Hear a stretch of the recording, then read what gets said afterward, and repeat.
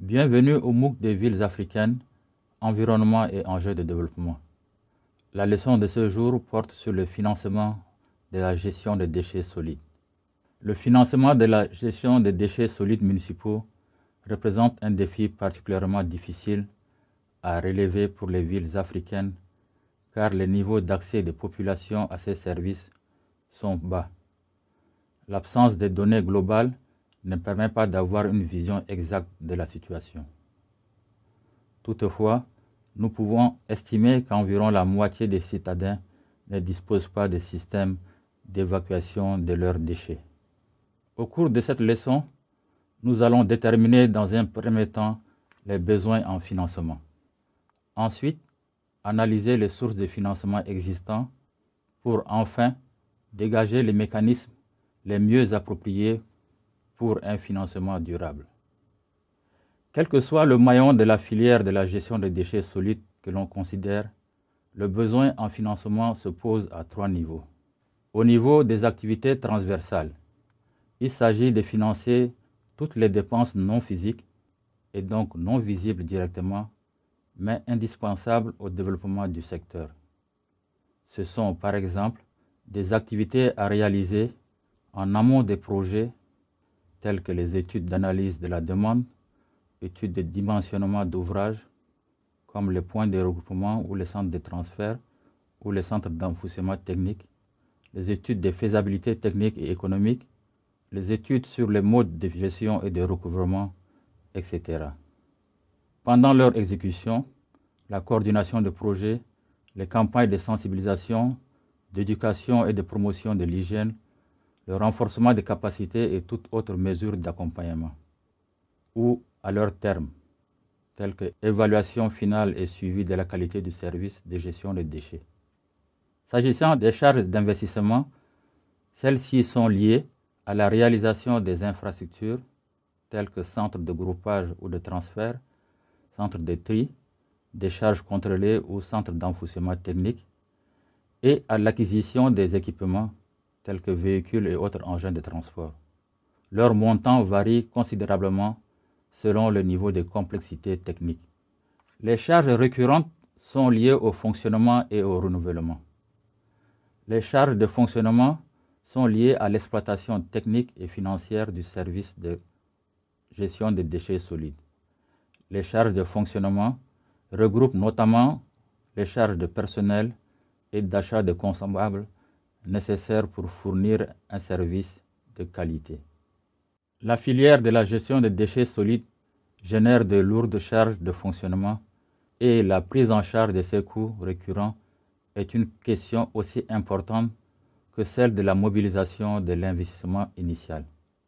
Quant aux charges de renouvellement ou d'amortissement, elles permettent d'anticiper le remplacement des équipements et autres matériels qui ont tous une durée de vie limitée. Les charges de renouvellement sont spécifiques selon l'équipement considéré et sont à recouvrer de manière régulière en vue de procéder au remplacement des véhicules de collecte et de transport par exemple. Le recouvrement des charges de renouvellement garantit la pérennité du service. Parmi les principales sources de financement existantes, nous pouvons citer les taxes ou redevances d'enlèvement des ordures qui existent dans de nombreux pays d'Afrique. Elles visent à permettre aux municipalités de prendre en charge les dépenses liées à la collecte et à la mise en décharge des déchets ménagers. La taxe d'enlèvement des ordures ménagères est pour nombre de villes qui assurent un service de gestion des ordures ménagères la principale ressource pour financer la collecte et le traitement des déchets. Cette taxe n'est exigible que dans les quartiers ou les zones où le service est effectif.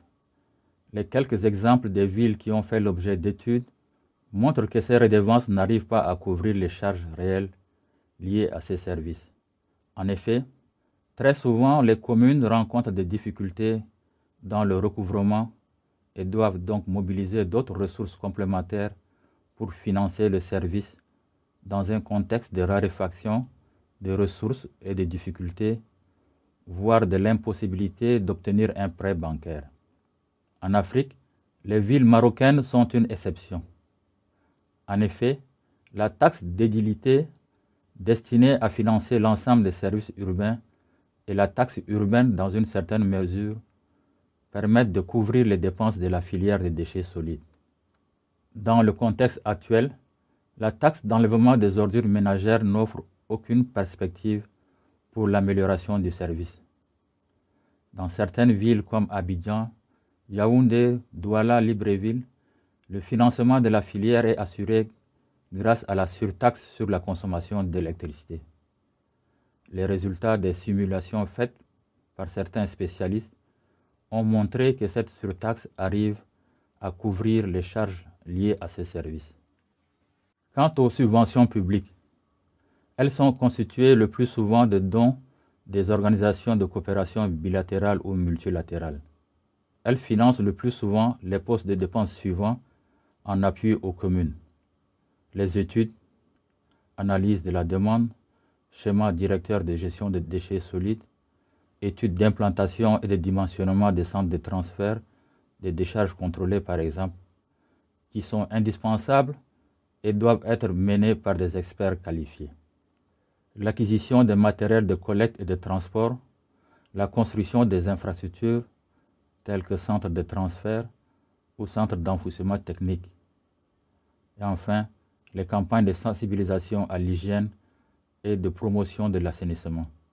Le renforcement des capacités des acteurs de la filière qui est essentiel pour assurer le bon fonctionnement des services, en particulier lorsque ces derniers nécessitent des compétences qui n'existent pas au niveau de l'exploitant ou de la collectivité locale. Les bénéficiaires d'actions de renforcement des capacités seront prioritairement les personnels exploitants ainsi que les services techniques municipaux en charge d'assurer le suivi et le contrôle de la gestion de la filière. Les investissements privés sont apportés par des investisseurs nationaux ou étrangers, par exemple, dans le cadre de la mise en concession ou de la privatisation des services publics. Il s'agit ici, par exemple, de la mise en concession ou de la privatisation des services de collecte et de traitement des déchets solides municipaux, y compris l'exploitation d'une décharge contrôlée ou d'un centre d'enfouissement technique, tel qu'à Abidjan, Douala et Yaoundé. Les autres sources de financement sont notamment la contribution directe des usagers par le biais des redevances des abonnements auprès des opérateurs de précollecte ou de collecte. Ce mode est utilisé dans quelques villes d'Afrique subsaharienne et permet de contribuer de manière non négligeable au financement de la gestion de la filière des déchets ménagers. Cette contribution des usagers finance essentiellement le maillon précollecte et équipement sommaire des points de rupture de charge. Ensuite, nous avons les autres produits de la valorisation des déchets. En effet, les diverses activités de valorisation des déchets solides, compostage ou recyclage des déchets plastiques, génèrent des ressources financières à certains opérateurs qui s'y adonnent. Les expériences faites au Maroc et au Cameroun ont montré que ces activités ne génèrent que des recettes insignifiantes. Quels sont les mécanismes de financement adaptés qui pourraient être mis en œuvre? Aujourd'hui, le financement n'étant pas assuré de manière certaine, la solution devrait se faire par une complémentarité entre deux modes de financement. Le premier mode est un financement structurel par les pouvoirs publics de l'ossature de base du dispositif, tels que les points de regroupement ou de transfert, le service d'enlèvement à partir de ces points et le transport. Le premier mode est à rechercher à la fois dans la consolidation progressive du produit de la fiscalité locale par une augmentation de son assiette, mais aussi de son taux de recouvrement. Pour faire face à cette difficulté, il y a la piste d'une surtaxe destinée au financement de l'élimination, mais reposant sur un autre service mieux maîtrisable, comme l'alimentation en électricité. L'autre solution est l'optimisation et la transparence des charges réelles supportées par les entreprises auxquelles la collectivité délègue l'aval du dispositif. Le second mode est un financement plus ou moins important par l'usager des services qui lui serait rendu à travers la collecte à domicile. En amont, selon ce schéma et sauf apport volontaire pour les riverains, les services complémentaires de précollecte seraient donc directement financés par la contribution des usagers sur l'ensemble de l'agglomération, quel que soit le standing des quartiers, mais en fonction du service qui leur est assuré. Il s'agit du mécanisme de redevance, en plus d'une différenciation logique par tranche selon la taille des ménages desservis. Les tarifs expérimentés par les actions sur la base d'enquêtes préalables et de concertation dans les quartiers spontanés ont montré la nécessité de prendre en compte des considérations d'ordre social. Tarifs différenciés selon le degré de pauvreté. Cependant, la redevance payée par l'usager a des limites. La question reste en effet de savoir si ce second module de financement est de nature à couvrir ou pas le coût de la précollecte dans tous les cas de figure. Retenons en tout cas qu'il convient de privilégier tout au long des maillons de la filière les mécanismes financiers proportionnés aux services effectivement assurés sur des bases quantifiables. Quel que soit le maillon de la filière de la gestion des déchets solides que l'on considère, le besoin en financement se pose à 3 niveaux. Activité transversale, investissement, fonctionnement et renouvellement. Les principales sources de financement existantes sont la taxation, les subventions publiques, les investissements privés, les redevances des usagers aux opérateurs privés. Pour faire face aux difficultés actuelles de financement, des pistes explorables existent. Par exemple, la mise en place d'une surtaxe sur la consommation d'électricité et le financement direct par l'usager. Au revoir et à la prochaine leçon sur les définitions et les fonctions de l'agriculture urbaine.